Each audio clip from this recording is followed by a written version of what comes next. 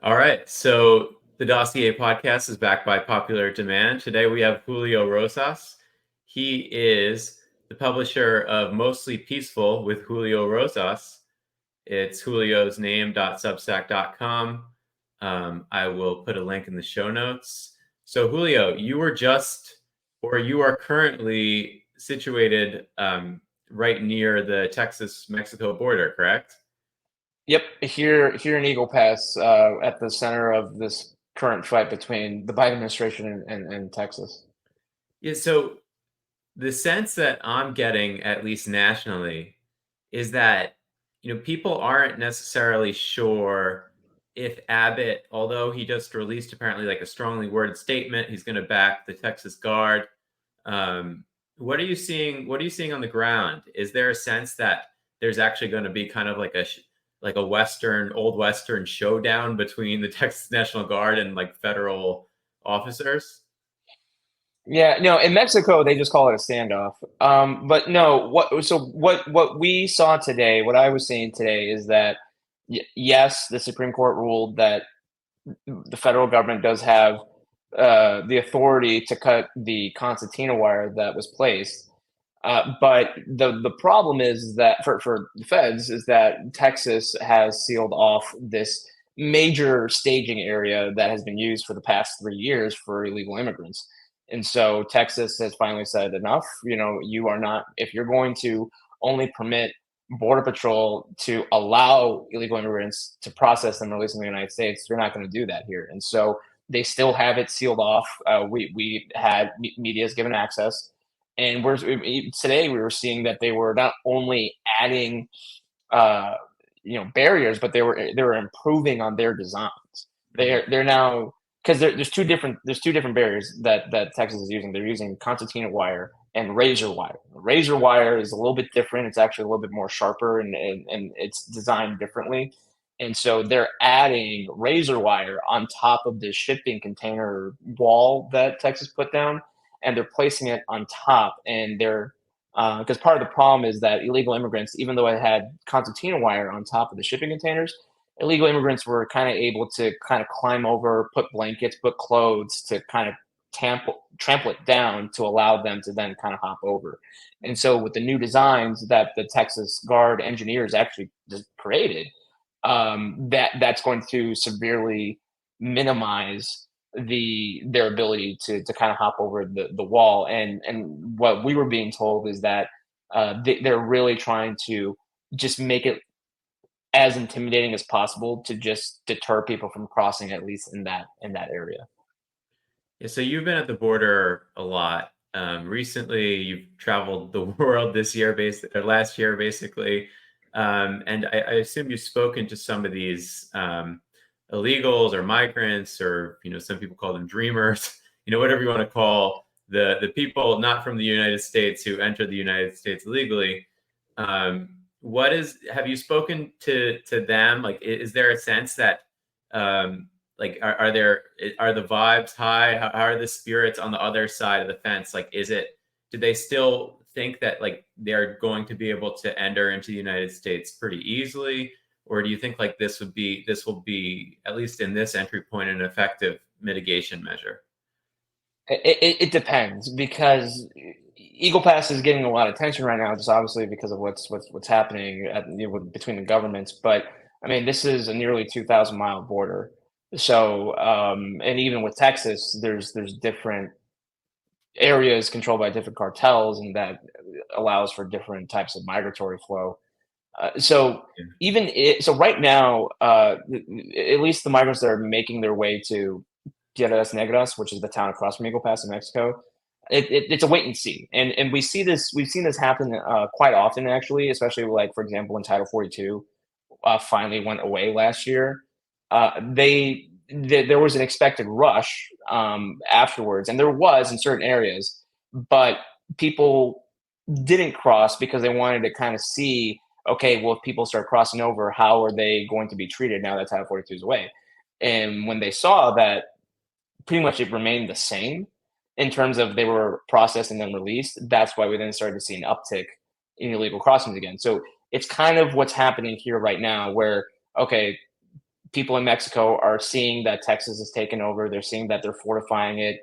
Then they're going to make a decision where, okay, well, we might still cross here, or we might go further north, or we might go further south and then cross in different areas. And so what I'll say is that even though the crossings have decreased in the Shelby Park area near the international bridges, there's still a lot of people that are illegally crossing. And now what we're seeing is that instead of right there in the town where they cross, they go to the ranches, and usually the ranches where people who are trying to be one of the gotaways, people who are trying to avoid border patrol. But now we're starting to see people surrender themselves on the ranches, which is very different from how it's normally been here. So what is the, because I know that there's 20 something legal entry points for processing across the southern border. What is the advantage to those who are like very don't have any familiarity with the issue? What is like what makes it lucrative for like the cartels to facilitate this type of business and for the people themselves to enter the country illegally and not use, you know, the points of entry to try to come in the right way? So it's lucrative for the cartels because what they do with these large crossings and with these people that want to give themselves up. So number one, it's guaranteed income because as opposed to drug smuggling, if police intercept their drug shipment, they lose out on that money. However, it's very different now to where not only do people want to cross in larger numbers, but they're not afraid of getting caught. A lot of them want to be caught. They want to turn themselves in. So that's just money that they can collect up front. And then on the back end, once they're released, and then they start working legally or illegally within the United States to pay back that debt. So that's why they do it. But then also it's because when they overwhelm certain areas with, when we see the 500, 600 people crossing all at once, it sucks up all these resources. So on the US side. And so when all that attention on law enforcement is in this one area, like in Shelby Park, then they're able to smuggle in drugs or people who don't want to be caught much easier because there's no American law enforcement personnel to actually be on the ground to intercept them. In terms of why people are paying them to do it is because they have seen for the past 3 years now where, maybe they don't have the money to go through the process the right way, or their asylum claims are fraudulent, or they don't qualify for what normally people can qualify under US law for. And so they just know that if they do this, they claim asylum after they legally cross it and they turn themselves in, they'll get processed, they'll get released, and then they have to wait 5, 6, 7 years to continue the process with their asylum case. And that's a very long time, obviously. And a lot of them are going to start families, and then they have kids, and then the kids are born in U.S. soil, so then they're American citizens, and so now they have kind of an anchor to keep them there. Should their claims start to be adjudicated at that point. And what I am really trying to tell people right now is that let's just say Trump takes back the White House in 2024. He can then day one redo all the executive orders, and the border can kind of go back to how it was under him, where there's a lot less people coming across. But there's still going to be this kind of backlog issue that's been building up for at that point 4 years. And then, like I said, right now there's going to be a whole new generation of DACA and no one's really talking about that. Like we barely figured out what we're going to do with the first generation, that's all the way back during the Obama years. But now we're going to have 4 years of, like I said, people who are going to be like the new generation of DACA, and like children who are born from their parents who were kind of in this immigration limbo. So all that to say is that there's an advantage to where there's basically a guarantee that they get to stay in the United States for many, many years before they even see an immigration judge. Yeah, it's so crazy when you look at the numbers, and a lot of them are just kind of estimate because a lot of these people aren't processed at all. But the scale of it is unbelievable, that there's millions and millions of people coming into the country who have no intention of obtaining citizenship. And there's huge political ramifications for that. And there's like this big divide, I think, both on the right and the left on like how to approach this issue. There's people on the right who just say that, the open border is a purposeful policy to import ideological people who are going to vote Democrat at the end of the day. And the left says that criticizing the mass migration is racist, and then you have some other people all over the place that don't know what to make of it. But how do you see like this in terms of like the political dynamics affecting the United States, and say like if we're having this conversation in 2030, like let's say that the anti illegal immigration or even anti-immigration proponents, let's say that this is a completely factual claim, like how do these people end up becoming Democrat voters? Like they'd have to be processed and given citizenship eventually, right? Like do you think that's like, do you get a sense that that's like the plan in Washington D.C., that like there's legislators that just are going to try to like put 15 million people on the books? Like, because I know like there's this whole dreamers movement, of course, but like how do you see this playing out politically, if you've like thought about this at all from like a decade long perspective? So I know that the kind of initial, as you were mentioning, well, why are Democrats and why is the Biden administration allowing this? And then they say, well, it's to import new voters. I think that's a reason, but that's a very long term, very forward thinking. And I'm not saying that's like an invalid, theory or invalid thought. Mhm. But really, what it comes down to is why are they allowing this to happen? Like, why are they doing this? And for me, it's very simple. It's just that they want to be the opposite of Trump, because Trump was very good at moving the needle on within the Republican Party to like actually campaign and try to actually like build the wall, all this stuff. Now, obviously, there needs to be follow through on that, but as good as he was with moving the needle within the Republican Party on the issue, he also did the same thing, but the opposite within the Democratic Party. So that's why even let's say Joe Biden, for whatever reason, he doesn't make it to this year's election, Kamala Harris or whoever Democrats allowing to do this is like, well, they just want new voters. I think that's a reason, but it's a very long term and it's a very forward thinking strategy on their end. And again, I'm not saying like that's not one of the motivating factors for allowing this to happen, but really what it just comes down to is just that they just simply want to be the opposite of Trump, because Trump was very good at moving the needle within the Republican Party to actually make this one of the main issues that to campaign on. Now, obviously, there needs to be follow through once Republicans are in charge to actually get things done. But you build a wall and close the border. That's now just like a very common thing that you now associate with the Republican Party, where not before that wasn't really the case.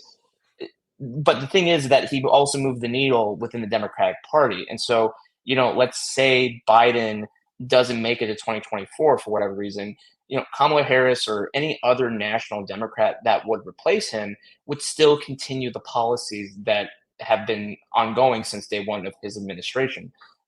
Just because it's like, well, Trump did it, so therefore we have to do the opposite because what he did was bad and racist and all this other stuff, which of course is complete nonsense because look at what it's led to. Because even, I mean, I remember very early on in this, I was in Roma, Texas, and we were interviewing this coyote, this human smuggler who was in the middle of the river, and he was telling us that of course he was telling us that it's very easy to do his job now. There's so many people that want to come over, and we asked him, well, what is it? Just to get it on the record, was it much harder to do your job under Trump? He said yes, but then he also said, but it was also hard under Obama. During the Obama years. I mean, this is how long this guy's been doing it, and so yeah, I mean, even Joe Biden back in the early 2000s, I mean, he voted to secure he voted for the Secure Fence Act, and he bragged about it during the presidential campaign at one point. So, I mean, that just shows how far the Democratic Party has shifted on this issue. So, it's a very obviously juvenile way of doing politics and like national security, but that's what they're doing. It's just that and it's on any issue, right? It's on any issue now related to Trump, that they have to do the opposite. If he was for it, they're against it. If he was against it, then they're for it. And it doesn't really get any more simpler than that. And that's just really one of the motivating factors. So, like, yes, they do obviously probably want new voters, and that's a way to get new voters, but that takes time, and that has to create the right conditions in order for that to actually come to fruition. In the meantime, the short term is just that, well, Trump did it, so therefore it's bad. So we have to do the opposite. Do you think there's also a sense of like, this general sense of progressive liberal over empathy, like, the whole like refugees welcome bumper sticker kind of idea? Do you think that's like, especially from like the progressive caucuses, do you think that like these people just might not believe in the idea of national sovereignty, and that, it's also convenient that Trump and the right is, they're trying to position this as like a moral framework, and I'm sure that their constituents also, support the idea. But it's interesting, as you see in cities like New York and Chicago, when the illegal immigrants end up there, they go nuts. Like our governor DeSantis sent them to Martha's Vineyard, and they bust them out within hours of them being there. So, do you think that some of this has to do possibly like with just kind of like the political dynamics outside of Trump too, like the fact that Texas is a red state and they're just like, hey, you should take them in. It's like this like hypocritical thing that's going on in the US, where you have these liberal activists who, wouldn't host migrants at their homes, but are happy to, demand that they are allowed into the country, like with those whole like AOC drama episodes on the border and whatnot. Do you think that's like driving any percentage of like the policy here? I think, yeah. I mean, there's that aspect too, because again, it's a sense of like, well, the borders are wrong because colonialism, and we Yeah. stole the land from Mexico, and it's like, well, no, we won them in war.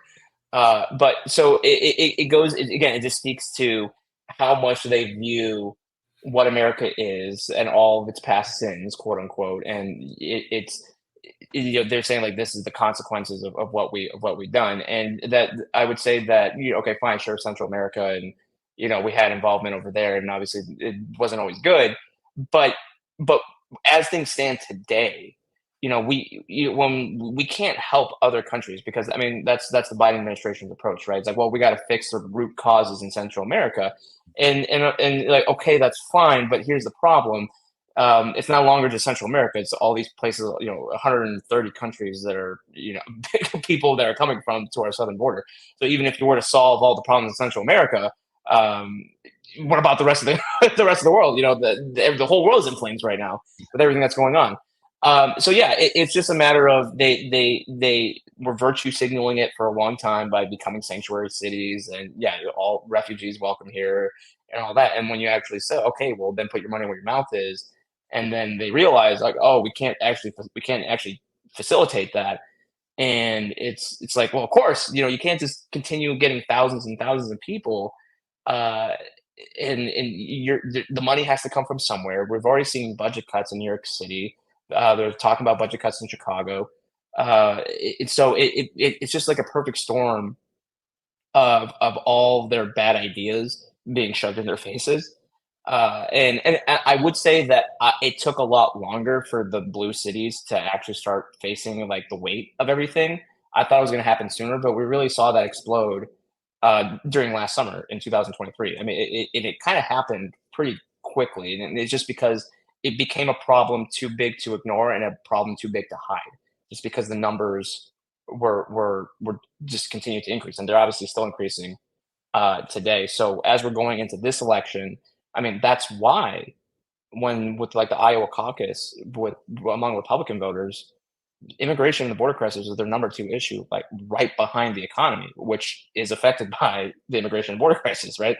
I mean, and obviously there's other factors with that too, but the fact that that was the number two issue, understandably among Republicans, but the fact that it was that top of mind when people went to go vote of who they want to help fix that, that really speaks volumes, because it's definitely no longer just a border state issue. Like it is a fact that because of this, every state is a border state.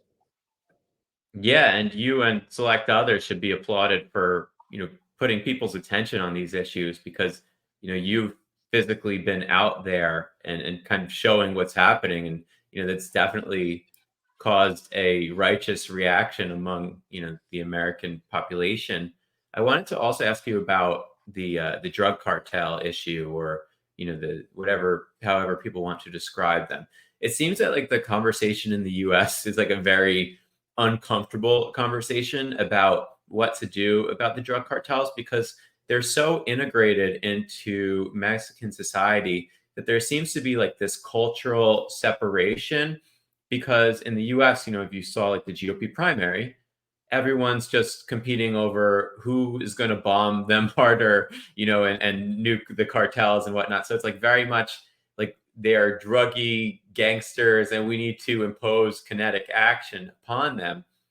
But like, I think that I wonder, do you have any insight into like how people on the other side of the border view the cartel, or like if you have any ideas for how they should kind of be understood? Because I think in the US, it's just like these are evil criminals, and if only we had, we just blow them all up, that we can kind of fix Mexico this way. Do you like kind of empathize with those sentiments? Like, what do you get the sense of, like, especially dealing like how they're so integrated into the border issue?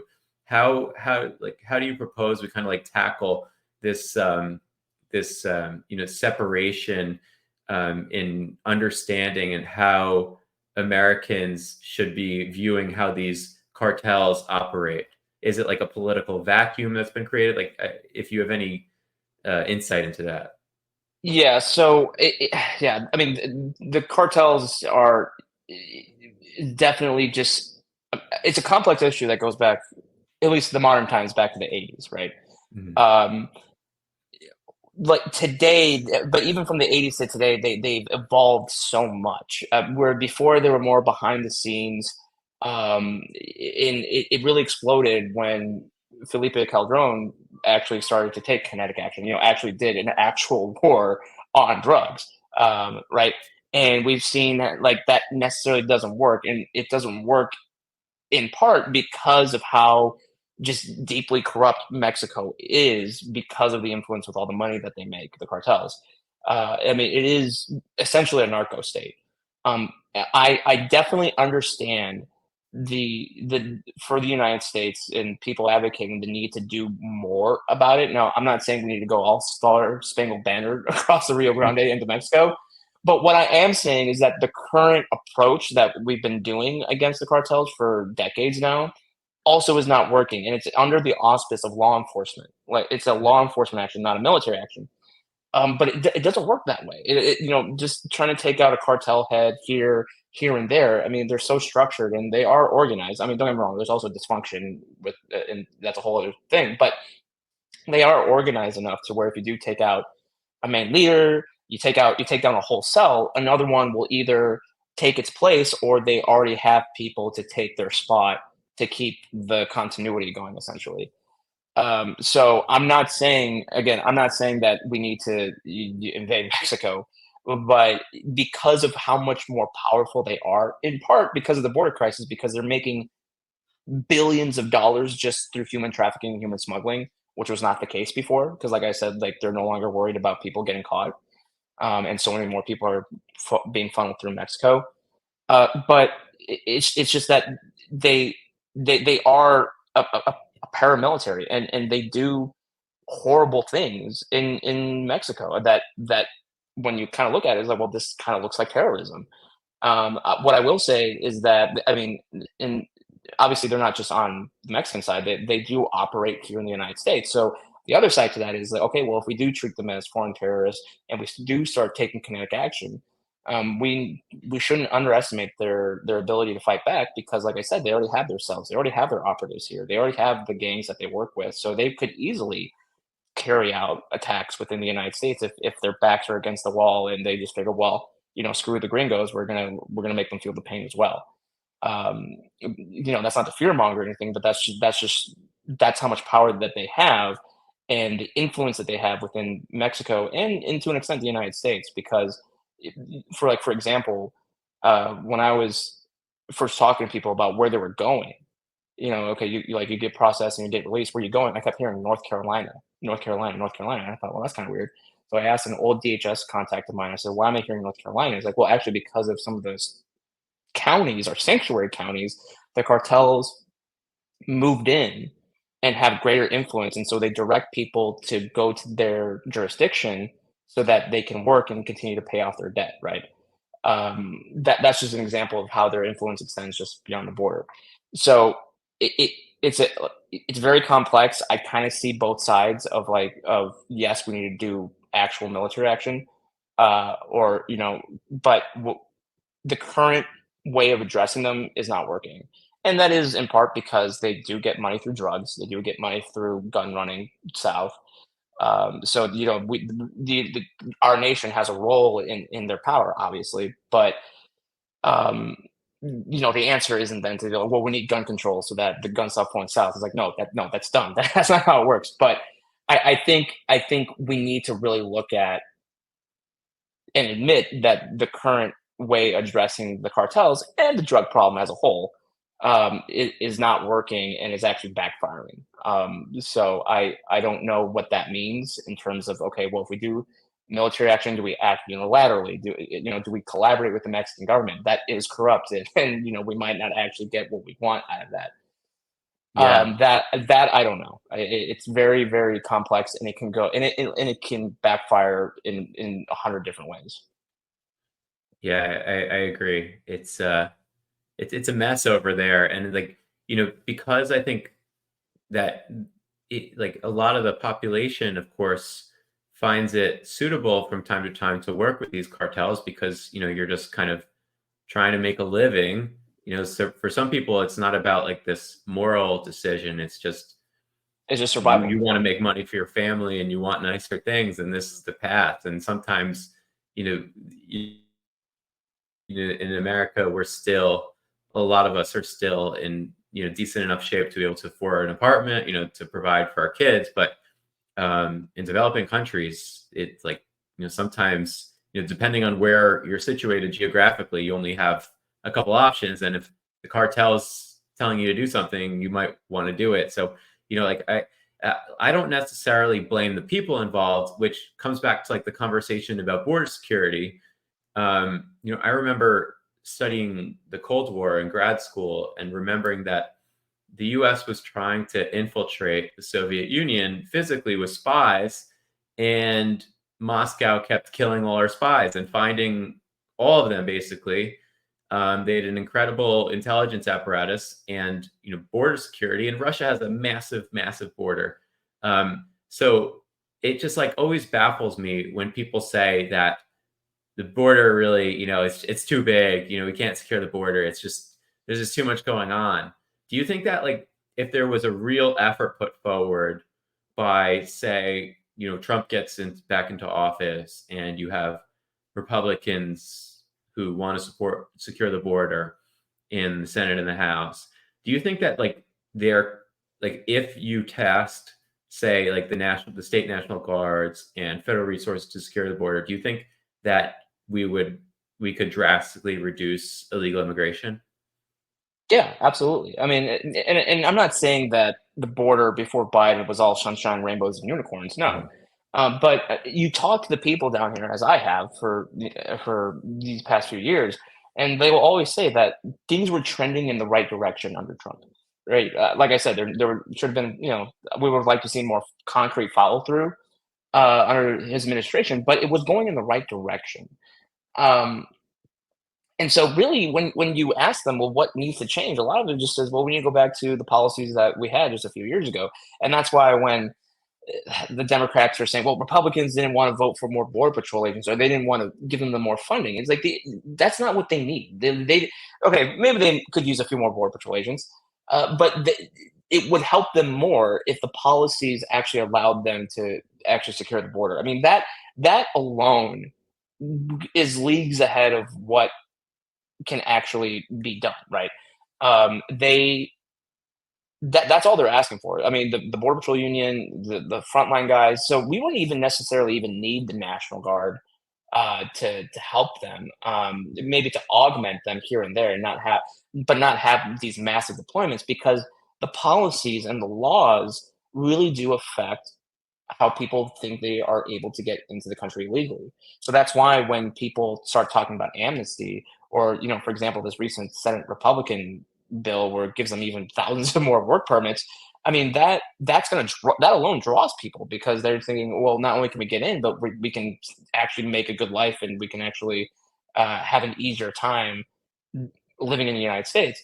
So you just got to just on the messaging alone. As soon as the messaging changes, people are going to respond to that, because it is dangerous to go through Mexico with everything, and even when they make it to the border, they can still drown in the Rio Grande, or die out in the desert. So you have to de-incentivize people to do that. And when the push factors from their native country, wherever they're coming from, I mean, that is a strong incentive alone. But when the United States federal government is also pulling them with with all these different things, of course, for them it's a no-brainer. It's a no-brainer decision. So, um, like I said earlier, where yes, if a Republican takes back the White House, it's going to be a massive cleanup after they quote unquote like secure the border more. But it's definitely possible, because it was happening. It was happening late, but it was happening under the Trump administration. Yeah, it's just like I just keep coming back to the absolute scale of this problem. Like I think like if people could truly conceptualize what it means for millions and millions and millions of people to be entering the country every year, I think that like that's just why there aren't like riots all over Texas. I just think it's It, crazy that this issue is not being addressed by the government right now. The Biden administration is just even the rhetoric is weak. But I kind of wanted to pivot in the last few minutes into um, what do you think? What's your plan for like the rest of the week while you're down there? So it's a wait and see. I'm going to be since I'm here in Eagle Pass, I'm going to start interviewing residents and just say, hey, what do you think about Governor Abbott's latest actions? What do you think about Democrats calling for Biden to federalize the National Guard so that they stop doing what they're doing? I think we're going to have some pretty interesting answers. But it's also to wait and see what happens with what the federal government responds. I will say that there isn't a big concern among the Texas state troopers and the National Guardsmen. There isn't a big concern that the feds are going to come in guns blazing and forcibly take back the park. I don't think that's going to happen, but you never know, right? I think they're going to try to continue fighting out in court. Um, so it's like I said, it's a bit of a Mexican standoff right now, because I mean it would be, I mean, optics wise it would be totally bad on the Biden administration to federalize the National Guard and then order them to undo everything they're doing right now, which is essentially opening the border, right? And to do that in an election year, I think would be a very poor choice. Now, this is an administration filled with bad ideas, so again, I don't put it past them, but it's interesting, and again, this is only one spot along the border. The rest of the border is still on fire, and we don't the amount of fortification that's going into Shelby Park is not happening the rest of the 2,000 or so miles. So even when Shelby Park is completely fortified and dropping and illegal crossings drop, there's still all these other areas, even in the same sector, that are still going to continue to see high numbers of people illegally crossing. So this isn't going to go away. I do suspect that as the year drags on, we're going to see more people illegally cross because of the election, because they want to make sure that they enter the country while Biden is still in the White House. And yeah, if Trump pulls off a win, then between November and January, we're going to see a massive bum rush of people coming in, because again, they want to get in while the policy is still favorable to them. So we're only in January, and already the border is is still number one issue, and it's not going to go away anytime soon. Yeah, I agree. I think it will continue to be. So what else are you working on over at your Substack? So I'm working on more protest coverage, just because with everything going on with Hamas and Palestine. One thing that I really have wanted to emphasize to people is that, because there's a lot of conservatives who say, that's not a problem. We can't we can't get any more involved than we already are, which to a certain extent I agree. But the thing is that there's a lot of people within the United States that view the United States as the problem, and they're going to make it they're going to make it your problem as well. To with all the traffic disruptions, with all the sabotage, and kind of all this stuff. And so really, it's having covering all the riots back in 2020 and the far left back then, I'm kind of getting that same kind of vibe, and seeing them getting galvanized and motivated just as they were back in 2020. And again, as we're going into an election year, that's going to really kind of supercharge their actions. So I'm going to continue kind of covering that as well. So I mean, just on the border and inner city chaos with the far left, it kind of just seems like we're having Groundhog Day 4 years later. That's really kind of the main focus, and that's why I launched a Substack, because I'm going to be all over the place, and I need to have the freedom to be able to do that. So it's going to be an Yeah, interesting year. it's an amazing platform, and if Trump gets back in office at this time next year, I think that the left will only be more motivated to burn shit down everywhere. So you'll definitely have plenty of stuff to cover. I think perhaps that Biden or Biden's handlers being in charge is the only thing that's keeping them from going from like blocking traffic to torching cities again. But we'll see. But Julio, yeah, thanks so much for coming on. You can go to juliorosas.substack.com.